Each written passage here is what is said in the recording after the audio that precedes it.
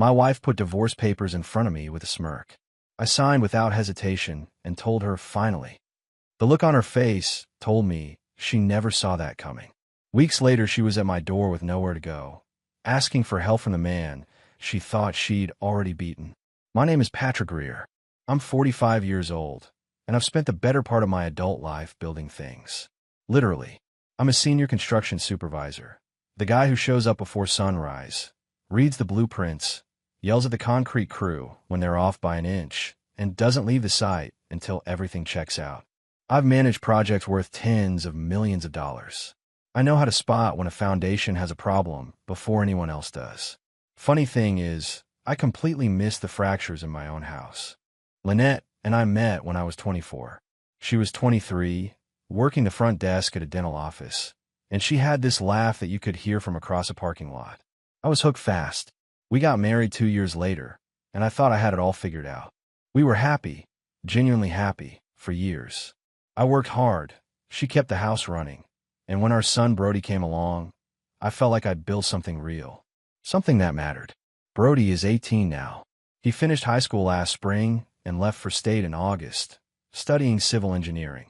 Following in his old man's footsteps, which I won't lie, made me proud enough to tear up a little at his orientation.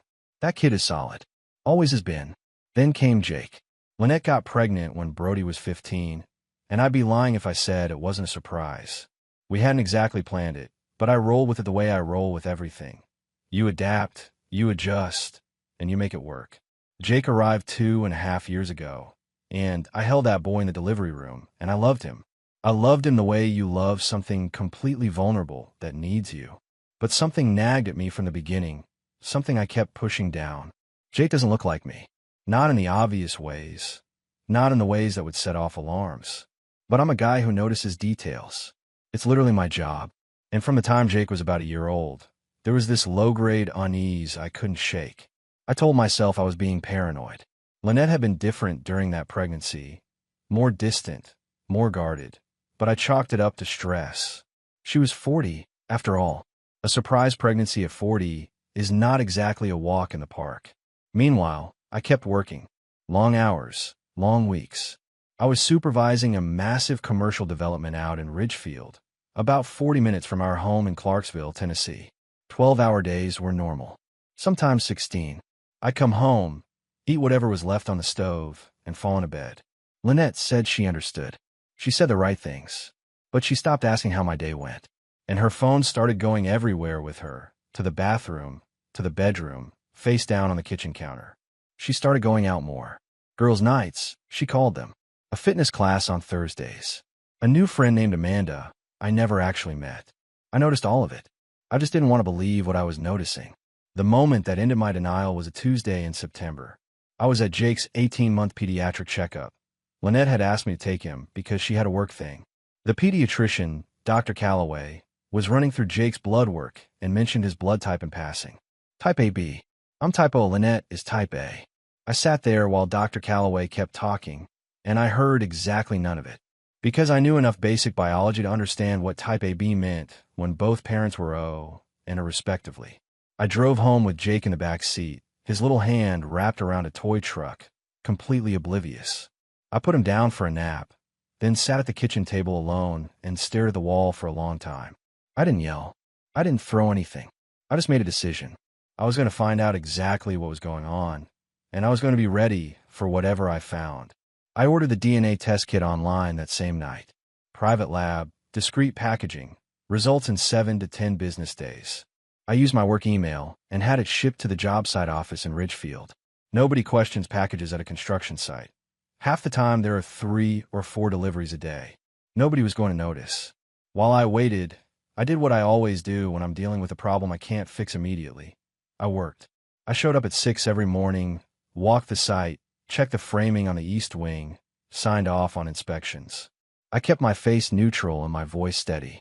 My crew of 32 men had no idea their supervisor was quietly coming apart on the inside. But I wasn't just waiting. I was looking. I started going through our joint bank statements online, something I hadn't done carefully in months, maybe longer. I'm not proud of that. I'd gotten lazy with the finances, trusting Lynette to manage the household accounts while I focused on a job. Big mistake. What I found made my stomach drop. Over the past 14 months, there had been a pattern of cash withdrawals, always between $300 and $700, always on days when Lynette told me she was running errands or meeting a friend. 17 withdrawals in total. I added them up twice. $8,000 for $100. Gone. No corresponding purchases in any of our accounts. No receipts. No explanation. I sat with that number for a long time. Then I dug deeper. I pulled up the credit card statements and found 2 charges to a hotel in Nashville, a Marriott downtown, both on weeknights, about 8 months apart. The first one, I'd been working a night shift inspection in Ridgefield. The second one, Lynette had told me she was staying at her sister's in Murfreesboro because her sister had been sick. I remember that weekend. I'd asked her how Karen was feeling. She'd said better. Thanks for asking. I closed the laptop and went to bed. I didn't sleep. The DNA kit arrived at the site 9 days after I ordered it. I collected samples from Jake during bath time that Friday evening. Lynette was out at what she called a book club, which I now understood meant something else entirely. Jake laughed and splashed water at me while I swabbed his cheek, completely happy, completely unaware. I sent the samples back the next morning using the prepaid envelope. 6 days later, the results came to my email at 7:14 in the morning. I was already at the site. I read the notification subject line. Your DNA test results are ready. And I sat in my truck in the parking lot for 3 full minutes before I opened it. Not his biological father. I read it twice. Then I put my phone in my pocket, got out of the truck, and walked onto the site. I ran that day's entire safety briefing without a single word out of place. Nobody knew. That's the thing about being the guy in charge. You learn to carry weight where it doesn't show. That evening I call my father. Frank Greer is 72 years old and lives 40 minutes outside of Clarksville in a house he built himself back in 1981. He spent 30 years as a pipe fitter before his knees gave out, and he's the least dramatic person I have ever known. When I drove out there and sat at his kitchen table and told him everything, the blood type, the test, the hotel charges, the cash, he didn't flinch. He poured us both a cup of coffee, set the pot back on the burner, and was quiet for a moment. Then he said, "How long have you known something was wrong?" I thought about it honestly. "Probably 2 years," I admitted. He nodded slowly, like that confirmed something he'd already suspected. "You always did let things go too long before you fixed them," he said. "Remember that beam problem on the Henderson job? You saw it in March and didn't pull the wall until June." That was my father. No yelling, no dramatics, just straight to the point. "What are you going to do?" he asked. "I'm going to be smart about it," I told him. "I'm not going to blow up. I'm going to talk to a lawyer first."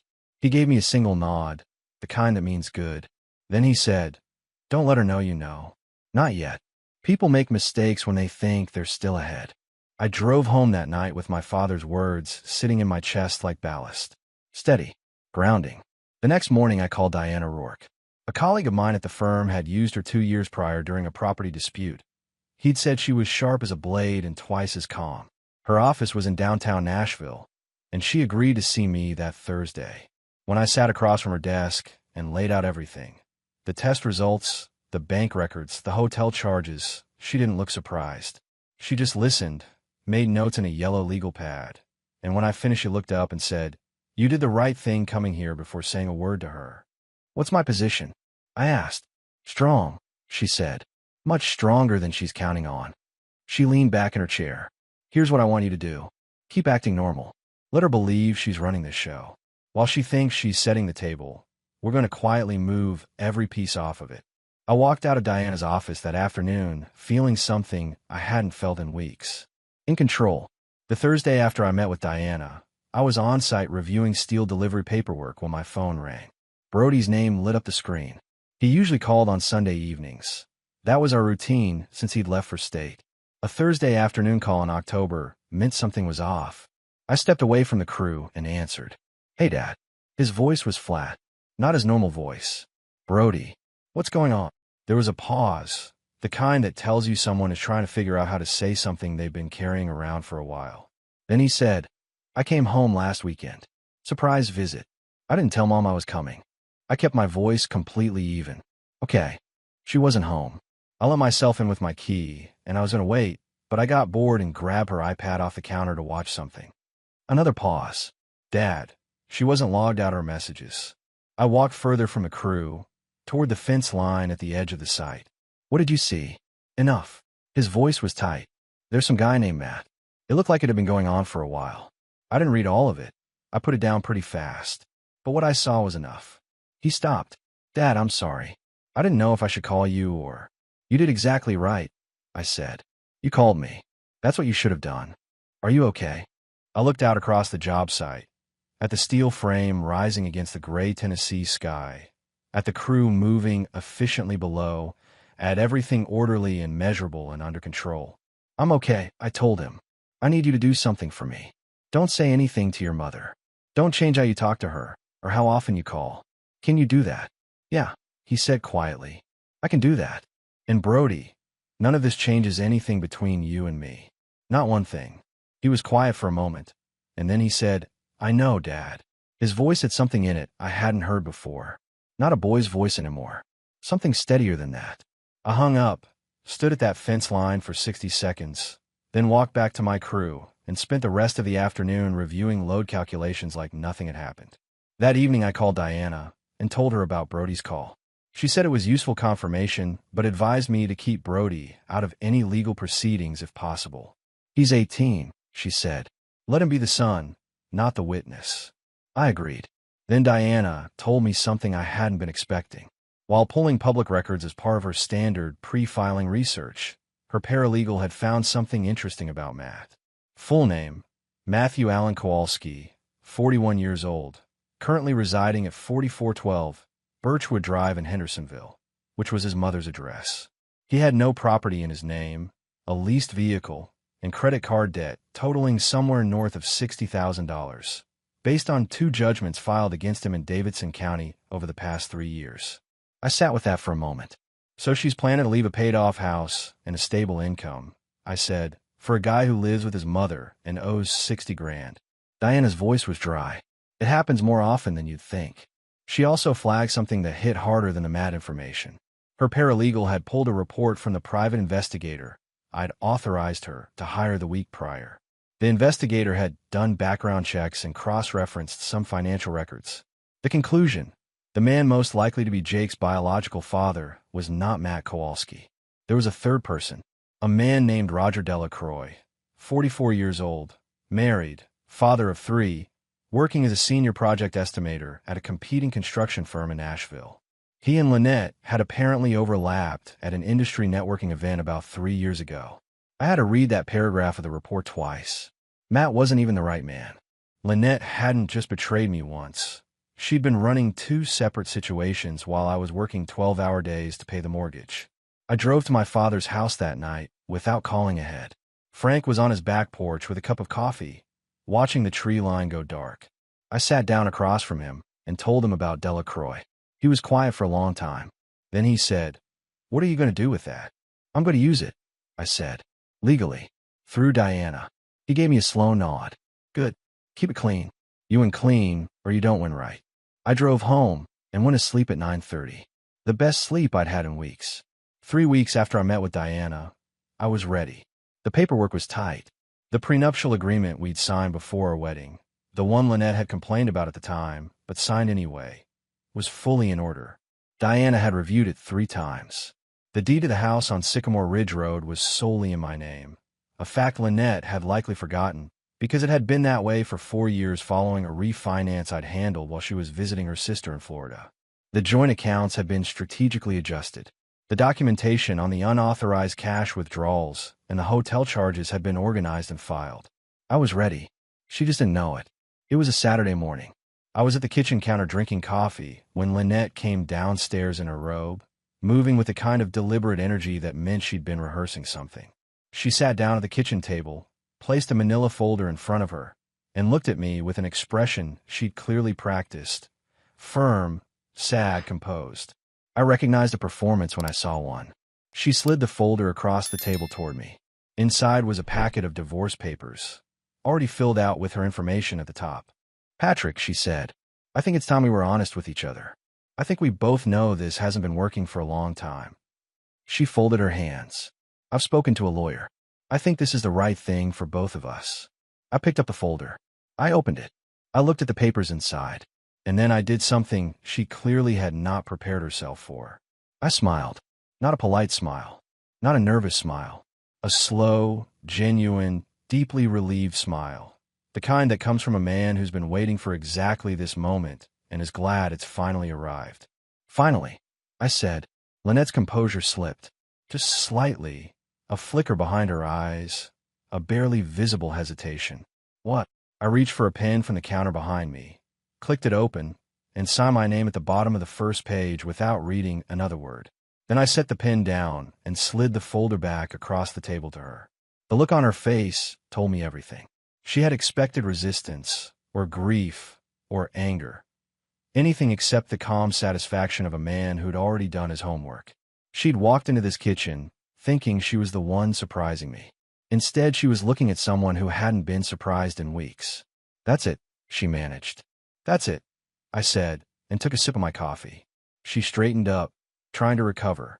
I'm thinking it makes the most sense for me to stay in the house while everything is being finalized.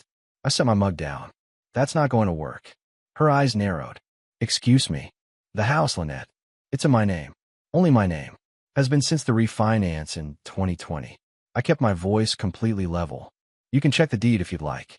Diana Rourke's office has a copy. The color shifted in her face. You, that's not. And before you bring up the split of assets, I continued, leaning forward slightly, I'd like you to take a look at something. I pulled a folded document from my back pocket, the prenuptial agreement, and placed it flat on the table between us. You signed this. We both did. What's mine stays mine. The courts are going to agree. She stared at the document. Her hands, which had been so carefully folded moments ago, were now pressed flat against the table. You can't just. I'm not just anything, I said quietly. I'm the guy who built this life. I'm the guy who paid this mortgage for 17 years. And I'm the guy who's been waiting, patiently, for you to make your next move. I stood up and picked up my coffee mug. You made it. Now we move forward. I walked out of the kitchen and left her sitting there with her carefully prepared divorce papers and absolutely no plan B. Diana called me on a Wednesday morning while I was doing a walkthrough on the east wing framing. I stepped off to the side and she got straight to it. The way she always did, no preamble, no softening. The private investigator had finished his full report on Matt Kowalski. I already knew the broad strokes. Lived with his mother in Hendersonville, debt north of $60,000, no property.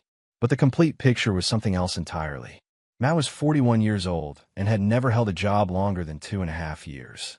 He'd worked in sales, then in insurance, then briefly as a gym manager before that folded. He currently listed himself on social media as a business consultant, which the investigator noted appeared to mean he had no current employment of record. The two judgments against him in Davidson County were from a credit card company and a former landlord. The landlord one was particularly telling. He'd been evicted from an apartment in Antioch 3 years ago for non-payment, which was right around the time he apparently moved back to his mother's house on Birchwood Drive. His car was a leased Audi. Of course it was. Diana also confirmed what her paralegal had flagged earlier about Roger Delacroix. The man her investigator believed was actually Jake's biological father. Delacroix was a senior project estimator at Tanner and Reed Construction in Nashville. Married 14 years, 3 kids, active in his church community, coached his son's little league team. By every outward measure, a completely respectable life. I thought about that for a moment. A man with 3 kids of his own, coaching little league, while my wife was carrying a child to my house. What do I do with Delacroix? I asked Diana. For now, nothing, she said. His biological connection to Jake is relevant to the paternity dispute, but we don't need to confront him directly to use it legally. The DNA results name him. That's enough. And the paternity dispute itself. We filed to formally contest it as part of the divorce proceedings. Tennessee law allows it. Given that you have the DNA results, the blood type documentation, and the timeline the investigator established, the court will almost certainly rule in your favor. She paused. I want to be honest with you, Patrick. There's a chance the judge may still consider you a de facto parent given the time you spent with Jake. But the financial obligation, the legal paternity, that's what we're contesting. And I believe we win that. I leaned against the site fence and looked out at the steel frame of the building I'd been supervising for 7 months. Every beam in that structure was where it was because someone had measured it, checked it, and verified it before committing to it. File it, I said. That evening I did something I've been putting off. I sat down on my kitchen table while Lynette was at one of her increasingly frequent evening outings, and I called Brody. He answered on the second ring. Dad. Hey, bud. You got a few minutes? Yeah, of course. I told him, carefully, and only what he needed to know, that I'd gotten the DNA results and that Jake was not biologically mine. I told him that I was handling it through Diana, that the divorce was moving forward, and that there was nothing for him to worry about on my end. There was a long silence. Then Brody said, Dad, I'm sorry. I'm really sorry. You've got nothing to be sorry for, I told him. I know. He stopped. Then, how are you holding up? For real. For real. I thought about it honestly. I'm steady. I'm not going to pretend it doesn't hurt, because it does. But I'm not lost. I know what I'm doing. He was quiet for another beat. Good, he said. That's what I needed to hear. After I hung up, I sat at that table for a while. Not spiraling. Not replaying everything. Just sitting. There's a kind of grief that doesn't announce itself loudly. It just settles in your chest like weight. I let it sit there. Then I got up, made dinner, and went to bed. 3 days later, Diana filed the paternity contest and the asset documentation simultaneously. Lynette's attorney received the paperwork on a Friday afternoon. I was on a job site in Ridgefield when Diana texted me. Filed. The other side now knows what you have. I read the message, put my phone in my pocket, and went back to work. The Monday after Diana filed, Lynette came home at 7 in the evening and found every item that was exclusively hers. Her clothes, her personal belongings, her collection of decorative candles she insisted on keeping in every single room of the house, packed into boxes and stacked neatly along the wall near the front door. I was sitting on the couch reading when she walked in. She stopped in the doorway and stared at the boxes. Then she stared at me. What did you do? Her voice was carefully controlled but tight underneath. Getting a head start, I said, setting my book down. You asked for a divorce. No point dragging out the logistics. I still live here, Patrick. For now, I said. But I want to be transparent with you. The house is mine. The lease agreement has only my name on it from the 2018 renewal, and Diana's office has already confirmed that your legal standing here as a co-resident ended the moment you filed. I kept my tone completely even. You've got 2 weeks to make arrangements. That's more than fair. Her composure held for another few seconds. Then it didn't. You think this is fair? She said, her voice rising. I have a 2-year-old, Patrick. You can't just pack my things and give me a deadline like I'm a tenant. You have a 2-year-old, I agreed. And I'm working with Diana to ensure appropriate arrangements are made for Jake's care and living situation. That process will be handled through the court, not through whatever you'd hope to work out informally. I stood up. What I'm not going to do is let you stay in this house rent-free while your attorney tries to claim half of everything I built. She stepped closer, her eyes hard. You can't keep me from Jake. I'll fight you on that. Fight away, I said. But while you're doing that, keep in mind that Diana has the bank records, the hotel charges, the investigator's report. I held her gaze. All of it. That landed. I watched it land. She shifted her weight slightly, a small movement, but I'd learned to read her. That was Lynette recalibrating. What hotel charges? The Marriott downtown, I said. Twice. Once when I was working a night shift, and once when you told me you were at Karen's in Murfreesboro. I tilted my head slightly. How is Karen, by the way? The silence that followed was the loudest thing in the room. I also know about the money, I continued. $8,400 in cash withdrawals over 14 months. Diana has every transaction documented. I picked up my book again. I've known for a while, Lynette. I've just been waiting for the right moment to show my hand. She stood in the middle of the living room without speaking for a long moment.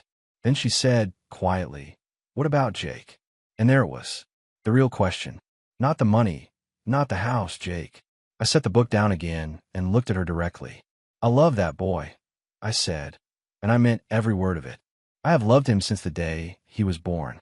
Nothing about what's in those documents changes that in my heart. I kept my voice steady. But I'm not going to be legally named as the biological father of a child who isn't mine, and I'm not going to pay support on that basis. The truth is going to come out in that courtroom, Lynette. It's already in the filing. She closed her eyes for a moment. You should go, I said. Not tonight. I'm not asking you to leave tonight. But you need to start making plans. Because in 2 weeks, the locks are changing. I picked up my book. She stood there for another minute. Then I heard her footsteps on the stairs. I didn't follow her up. I sat there, and I thought about Jake asleep in his room. That little face, those chubby hands, the way he'd laughed during bath time while I took the DNA sample. And I felt something complicated and heavy and completely honest. I wasn't going to run from it. I wasn't going to pretend. But I wasn't going to carry a lie forever either. Diana had advised me to let the legal process handle Roger Delacroix. She was right, professionally speaking. The DNA results named him. The court would handle the paternity question without me ever having to say a word to the man directly. I let 2 weeks pass after the filing. I let Garrett's office send 3 increasingly agitated letters to Diana, Lynette's attorney. I let Lynette move through the house with the tight, coiled energy of someone who was furiously recalculating everything she thought she knew about her position. And then one Tuesday evening, I picked up the phone and called Roger Delacroix anyway. Not out of anger. Not to threaten him or blow up his life or cause a scene. I called him because I needed to say one thing to him directly, man to man, and then I needed to be done with it. He answered on the 4th ring. His voice was cautious. He'd probably seen an unknown number and almost hadn't picked up. Roger Delacroix, I said. My name is Patrick Greer. I think you know why I'm calling. A long pause. Then, very quietly, yes. I'm not going to make this complicated, I said. I have the DNA results. My attorney has them. The court is going to have them. I'm not calling to threaten you or negotiate with you. I kept my voice even and steady, the same voice I use when I'm telling a subcontractor something that is not up for debate. I'm calling to tell you that there is a 2.5-year-old boy who is going to need a father. I'm not going to be that father legally. That means the responsibility is going to land on you. I suggest you start figuring out what that looks like. Another silence. Then he said, I didn't know. I'm not interested in what you didn't know. I said, I'm interested in what you do going forward. That boy didn't ask for any of this. I hung up. I sat at the kitchen table for a minute. Not triumphant. Not relieved. Just done with that particular piece of it. The next thing that needed handling was Matt. Diana had already flagged the $8,400 in cash withdrawals as evidence of marital asset dissipation. That was the legal term, and it was a strong one in Tennessee divorce proceedings. But 2 days after the filing, her paralegal discovered something additional that changed the picture significantly. Going back through credit card records, there were 3 charges to an account Lynette had opened in her maiden name, an account I hadn't known existed. Total balance transferred out over the past 8 months, $23,000. The charges lined up with dates when Matt had allegedly needed help with bills, a car payment, and what appeared to be a cash transfer to a Venmo account registered to Matthew A. Kowalski. I called Diana the moment she forwarded me the documentation. This changes the asset picture considerably, she said. $23,000 from a marital period account, transferred to a third party, is not going to sit well with a judge. Combined with the $8,000 in cash withdrawals, we're looking at over $30,000 in documented dissipation. How does that affect the proceedings? It means the court is likely to view any financial claim she makes with significant skepticism, Diana said. Her attorney knows this now. That's why you're getting 3 letters a week. 2 days after that conversation, something happened that I hadn't anticipated. Matt disappeared. Not literally. He didn't vanish off the face of the earth. But Lynette came downstairs on a Thursday morning looking like she hadn't slept, sat at the kitchen table with her coffee going cold in front of her, and said nothing for 20 minutes. I came through, poured my own coffee, and asked casually if everything was all right. She looked up at me with an expression I'd never seen on her face before. Not anger, not calculation, just the raw, exposed look of someone who's just had the floor pulled out from under them. Matt's not. We're not. She stopped. Started again. He changed his number. I didn't say anything. He stopped returning my calls, and then his number was disconnected, and she pressed her lips together. I picked up my coffee mug. I'm sorry to hear that, I said. I'm in it. In the detached way, you mean something that was always inevitable. Then I walked out of the kitchen and left her sitting there. That evening I called Brody. He answered immediately. I told him about the $23,000, about Matt disappearing, about where things stood with Diana. I kept it factual and calm. When I finished, Brody was quiet for a moment. Then he said, "She sent me a letter, Dad. Your mother." "Yeah, last week. 3 pages. She explained everything. Or tried to. Said she was confused. Said she'd made mistakes. Said she hoped I'd understand someday." He paused. "I haven't written back. That's your call to make," I told him. "Completely yours." "I know," he said. I'm not ready. Maybe someday. But not right now." Another pause.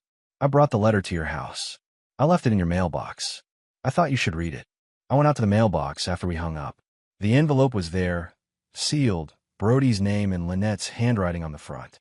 He'd slid it in unopened, returned to sender in its own way. I brought it inside, set it on the counter, and looked at it for a long time. Then I put it in the kitchen drawer and left it there. Not because I was afraid of what was in it, but because some things don't need to be read to be understood. Jake turned 3 on a Thursday in November. I knew the date was coming. I've been aware of it the way you're aware of a storm system moving in. You track on the horizon, you make your preparations, and you decide in advance how you're going to handle it when it arrives. Lynette had moved out 11 days earlier. She was renting a 1-bedroom apartment in East Nashville. Temporary, her attorney had told Diana, while she figured out her next steps. She'd taken her boxes, her car, and whatever arrangements she'd cobbled together for Jake's care during the transition. The house felt different without them. Quieter. Not empty exactly, just clear to something that had been taking up space. Jake's birthday fell on a Thursday, which was one of Lynette's custody days under the interim agreement Diana had negotiated. I had him Mondays, Wednesdays, and every other weekend, an arrangement that was temporary pending the final divorce decree, but one the court had approved. I could have found a reason to stop by. It was his birthday. Nobody would have questioned it. I didn't go. It wasn't cruelty. It wasn't indifference. It was the hardest kind of decision, the kind where you know that what feels right in the moment is not what's right for the long term. Diana had been clear. Showing up at Lynette's apartment uninvited on a custody day, even for a birthday, would muddy the legal waters. It would signal to the court that the boundaries weren't being respected. And right now, the legal proceedings were the only thing standing between me and a judgment that would cost me far more than one birthday visit. So instead, I drove to my father's house. Frank was in the garage when I pulled up, working on a small engine repair, a neighbor's lawn mower, something he did occasionally just to keep his hands busy. He looked up when he heard my truck. "Thought you might come by today," he said. I sat down on the workbench stool and watched him work for a while without saying anything. The garage smelled like oil and metal and sawdust, the same smell it had had my entire life. There was something grounding about it. After a few minutes, Frank set down the wrench and looked at me. "How are you holding up?" "It's his birthday," I said. "I should be there." "Yeah," Frank said simply. "You should, and you're not. And that's because of choices she made, not choices you made." He picked the wrench back up. "That doesn't make it easier. But it's true. We stayed in that garage for 2 hours. He finished the lawn mower. I helped him reorganize the tool wall, something we'd been meaning to do for months. We didn't talk much. We didn't need to. On my way home, I stopped at a toy store and bought Jake a wooden train set, the kind with the magnetic connectors and the little painted bridges. I brought it home and put it in the closet in the second bedroom. For Wednesday, when he'd be back with me. That night my phone rang at 9:47. Unknown number. I answered. It was Lynette. She'd been crying. I could hear her in the first syllable. Her voice was tight and small in a way I'd never heard from her before. "Patrick," she said. I needed to say something." I sat down on the edge of the bed. "I'm listening." "He's 3, she said. He blew out his candles, and he asked where you were, and I didn't know what to tell him." A shaky exhale. "I told him you'd see him soon. He said okay, and then he went back to his cake." She stopped. I don't think I understood what I was doing. I don't think I understood what I was actually taking apart until it was already apart. I didn't say anything for a moment. "I hear you," I said finally. "Patrick." "Lynette," I said. "I'm glad you called. I'm glad you said that. But it's 2 weeks too late and $30,000 too late and a DNA test too late." My voice stayed quiet. Not harsh. Just honest. Jake asked where I was. "I'll be there Wednesday. That's what I can give you right now." A long silence. Then, "Okay," she said, barely above a whisper. "Good night, Lynette." I put the phone down and sat in the quiet of the house for a long time. Outside, a November wind was moving through the trees along Sycamore Ridge. Inside, it was still. I thought about Jake at a birthday table asking where I was. And I let myself feel every bit of that. The court date was set for the second Thursday in December. Diana had spent the previous 3 weeks preparing with the kind of focused precision that reminded me of the best project managers I'd worked with over the years. People who thought 10 steps ahead, anticipated every objection, and walked into a room knowing more than everyone else in it. I trusted her completely. That trust had been earned. The morning of the hearing, I put on my good charcoal suit, the one I wore to project milestone presentations and pre-construction meetings with city inspectors. I wasn't going to walk into that courtroom looking like a man who'd been beaten down. I shaved, made coffee, and drove downtown to Nashville in the kind of focused quiet that I used to settle myself before difficult days on the job. Lynette was already there when I arrived, sitting with her attorney, a man named Garrett, mid-40s, the kind of lawyer who compensated for a weak case with a loud voice. Lynette was dressed carefully. Her eyes met mine across the room for 1 second, then dropped. I sat down next to Diana, and she leaned over and said quietly, "We're in good shape. Let me do the talking." I nodded. That was the plan. Garrett led off with Lynette's position, that she was entitled to equitable distribution of marital assets, that she had been the primary caregiver for both children during the marriage, and that the paternity contest was punitive and without merit. He was smooth about it. I'd give him that. Diana took him apart piece by piece. She entered the prenuptial agreement, signed and notarized, fully enforceable under Tennessee law. She entered the property deed, solely in my name since the 2020 refinance.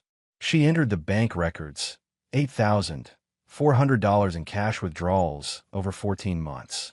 She entered the discovery of the secondary account in Lynette's maiden name, $23,000 transferred to a third party over 8 months. She entered the hotel receipts. She entered the investigator's report. Then she entered the DNA results. The judge, a woman in her late 50s, reading glasses on, who gave absolutely nothing away with her expression, reviewed each document in turn. Garrett objected 3 times. The judge sustained none of them. On the paternity question, the judge noted that Tennessee Code annotated 36-2-304 allowed for rebuttal of the presumption of paternity with clear and convincing evidence. The DNA results, she said, constituted exactly that. The biological father of record was to be corrected to reflect the actual findings. My legal paternity was formally dissolved. On the asset question, the judge reviewed the prenuptial agreement, found it enforceable, and ruled accordingly. The house remained mine. My personal savings remained mine. The marital joint account, what was left of it after the cash withdrawals and unauthorized transfers, was to be split, but given the documented dissipation, Lynette's share was reduced proportionally. Garrett made a final push for spousal support. The judge looked at him over her reading glasses and said she was not inclined to award support to a party who had demonstrably dissipated marital assets. She gave Lynette 30 days to vacate any remaining personal property from the house. It was over in 2 hours and 14 minutes. Diana gathered her files and said, without ceremony, "That went about as well as it could have." She shook my hand. "You were patient and you were prepared. That's what won this." I walked out of the courthouse into a cold December afternoon. The sky was the kind of clear, sharp blue that only comes in winter. I stood on the steps for a moment and breathed it in. I didn't feel triumphant. I didn't feel like celebrating. What I felt was clean, like a job site after the last inspection has been passed, and the paperwork has been signed, and you can finally move to the next phase. I called Brody from the parking garage. "It's done," I told him. A pause. Then, "How did it go?" "The way it was supposed to," I said. "The house is mine." The paternity ruling went our way. Diana was outstanding. "Dad," he said, and then he didn't say anything else for a moment. Just that one word, with everything in it. "Good," he finally said. "That's really good. How are your finals going?" I asked. He laughed. A surprised, genuine laugh, the kind that comes when someone asks a completely normal question in the middle of an abnormal moment. "I've got 2 left," he said. "Structural analysis and thermodynamics." "Call me after thermodynamics," I said. "We'll get dinner when you're home for Christmas." "Deal," he said. I drove home, changed out of the charcoal suit, and went out to the garage. I spent 2 hours organizing my tools. pulling everything off the wall, cleaning each one, hanging it back in its proper place. It was something I did when I needed to feel order under my hands. When I came inside, the house was quiet and fully mine. Brody came home for Christmas break on a Saturday evening, arriving in the used pickup truck he'd bought the previous summer with money he'd earned working on a framing crew. He pulled into the driveway, got out, and we shook hands and then hugged, the solid, brief kind of hug that men who don't need to perform their affection give each other. He looked good, taller somehow, or maybe just straighter. College was agreeing with him. We spent Christmas quietly, just the two of us, Frank driving up from outside Clarksville to join us for Christmas dinner. My father ate 2 helpings of the roast beef I'd made, complimented the gravy twice, and told Brody that studying engineering was the second best decision a man could make. When Brody asked what the first was, Frank said, knowing your own mind. Then he drank his coffee and didn't elaborate, because Frank never did.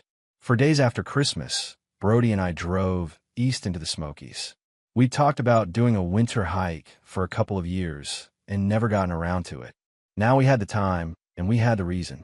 I packed the truck the night before, tent, sleeping bags rated to 15 degrees, cooking gear, 2 days of food.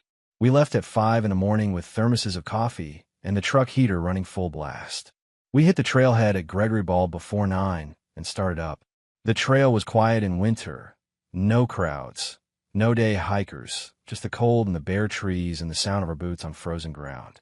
The elevation gain was gradual at first, then steady, and we fell into the kind of hiking rhythm where talking becomes natural because you're both looking forward and there's no pressure in it. We talked about Brody's courses, about the structural engineering professor he respected and the one he didn't. We talked about the framing crew he'd worked with over the summer, guys twice his age who'd taught him more in 3 months than he'd expected. We talked about what he wanted to do after graduation. We didn't talk about Lynette. Not directly. Not because it was off limits, but because there was nothing left to say about it that hadn't already been said. That chapter was closed. The pages were dry. We set up camp just below the Bald in the early afternoon, in a sheltered spot with a clear line of sight to the west. The temperature was dropping, and the sky had gone the deep pewter color that meant weather was coming in. We got the tent up fast and built a fire in the stone ring from deadfall we collected along the edge of the clearing. That night we sat by the fire with 10 mugs of hot coffee and the dark pressing in around the edges of the firelight, and Brody said, out of nowhere, "I'm proud of you, Dad." I looked at him across the fire. "I mean it," he said. "The way you handled everything. You didn't fall apart. You didn't do anything stupid. You handled it." I thought about that for a moment. About the nights at the kitchen table. About Diana's office in the courthouse and the call to Delacroix. About Jake's birthday and the toy train in the closet, which I'd given him on the first Wednesday visit after the hearing, watching him sit on the floor and connect the pieces with complete, absorbed concentration. I had good people in my corner, I said. You, Frank, Diana. Yeah, Brody said. But you still had to be the one to carry it. We sat with that for a while. The fire popped and shifted. An owl called somewhere in the dark trees above us. "What happens now?" Brody asked. "We build something new," I said. "That's what you do after a job site gets cleared. You build something new on it." He nodded slowly, looking into the fire. Then he said, "I like that." We turned in around 10. I lay in my sleeping bag listening to the wind move through the ridge above us, and felt something I hadn't felt in a long time. Not happiness exactly, not yet, but the solid, reliable predecessor to it. The sense that the ground under you is level and real, and you know exactly what you're standing on. The next morning we woke to 2 inches of snow on the tent fly and a sky that had gone clean and white. We made oatmeal on the camp stove and ate it standing up, watching the ridge come into focus as the light grew. Brody looked out at it and said, "Not bad." "Not bad at all," I agreed. We broke camp, shouldered our packs, and started back down the mountain. Father and son, 2 men who knew where they stood with each other, walking forward through a cold, bright morning with the whole trail ahead of them.